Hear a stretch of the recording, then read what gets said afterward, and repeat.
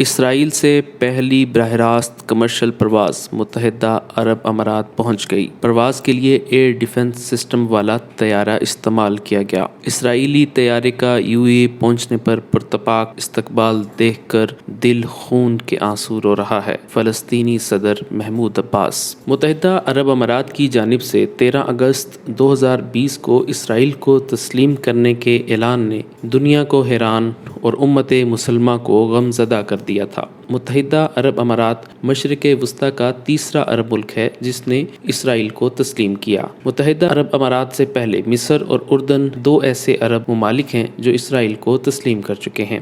نے اسرائیل سے بائیکاٹ کرنے والا قانون بھی ختم کر دیا ہے۔ یہ قانون 1972 سے ملک میں لاگو کیا گیا تھا، جبکہ تاریخ میں پہلی مرتبہ اسرائیل سے کی فضائی پرواز روانہ ہوئی۔ اسرائیل کی قومی ایئر لائن کی پرواز کی روانگی کے مناظر کو اسرائیلی ٹی وی چینلز نے لائیو نشر کیا۔ اس موقع پر اسرائیلیوں کی خوشی دیدنی تھی، جبکہ اسرائیل کے وزیر اعظم نیتن یاہو نے بھی اس موقع پر ٹویٹ کر کے اپنی خوشی کا اظہار کیا۔ اس ٹویٹ میں اسرائیلی وزیر اعظم نیتن یاہو نے اس پرواز کو امن کے بدلے امن کی ایک مثال قرار دیا، جس سے ان کے اس روایتی موقف کی عکاسی ہوتی ہے کہ پڑوسی عرب ممالک سے دوستی کے لیے لازمی نہیں کہ اسرائیل مقبوضہ فلسطینی علاقے واپس کرے۔ اس پرواز کا دورانیہ 3 گھنٹے کا تھا۔ سعودی فضائی حدود استعمال نہ کرنے کی صورت میں سفر کا دورانیہ 7 گھنٹے کا ہے۔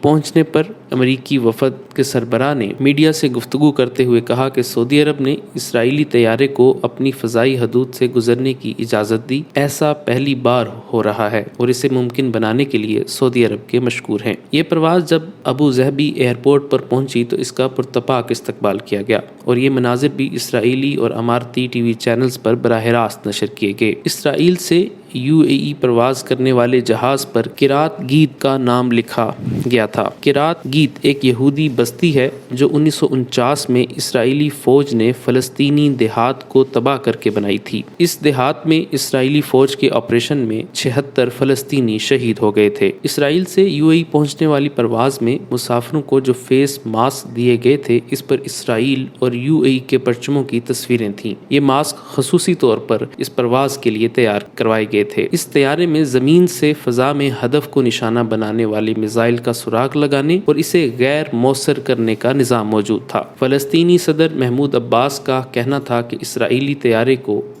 پہنچنے پر پرتپاک استقبال دیکھ کر دل خون کے آنسو رو رہا ہے، جبکہ فلسطینیوں نے اسے ان کے مقاصد کے ساتھ غداری قرار دیا۔ ترک وزارت خارجہ کے جاری کردہ بیان میں کہا گیا ہے کہ علاقے کے عوام اس معاملے کو ضمیر کی خیانت تصور کرتے ہیں اور اس اقدام کو کبھی نہیں بخشیں گے۔ حماس نے اور اسرائیل کے درمیان فضائی سروس کی باقاعدہ شروعات کی شدید مذمت کرتے ہوئے کہا ہے کہ امارات کا صہیونی ریاست سے دوستی کے غلط اقدام پر اصرار اسرائیل کو تسلیم کرنے پر مجبور نہیں کر سکتا۔ حماس کی طرف سے جاری ایک بیان میں کہا گیا ہے کہ امارات نے اسرائیل کے ساتھ فضائی سروس شروع کر کے یہ ثابت کیا ہے کہ وہ اپنے غلط اور غیر منصفانہ اقدام پر قائم ہے۔ سعودی عرب کی فضائی حدود سے اسرائیلی طیارے کا گزرنا، امارات پہنچنا عرب ممالک کے لیے باعث عار ہے۔ بیان میں کہا گیا ہے کہ امارات کا اسرائیل کو تسلیم کرنے کے بعد اس کے ساتھ دوستانہ تعلقات کو فروغ دینے پر اصرار فلسطینی قوم کو گھٹنے ٹیکنے اور صہیونی دشمن کے سامنے شکست تسلیم کرنے پر مجبور نہیں کر سکتا۔ اس طرح کے اقدامات سے عرب اقوام میں مزید بیداری پیدا ہوگی۔ امارات کا اقدام کسی عرب ملک کے لیے مثال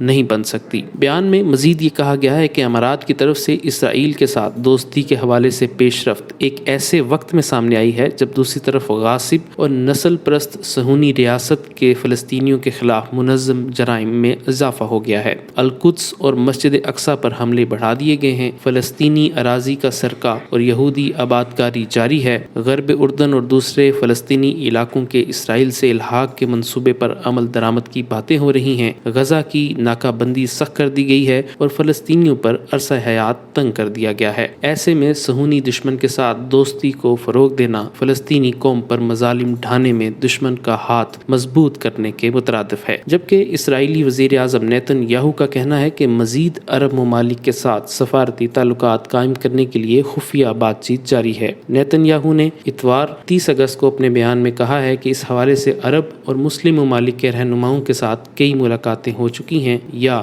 ہونے جا رہی ہیں۔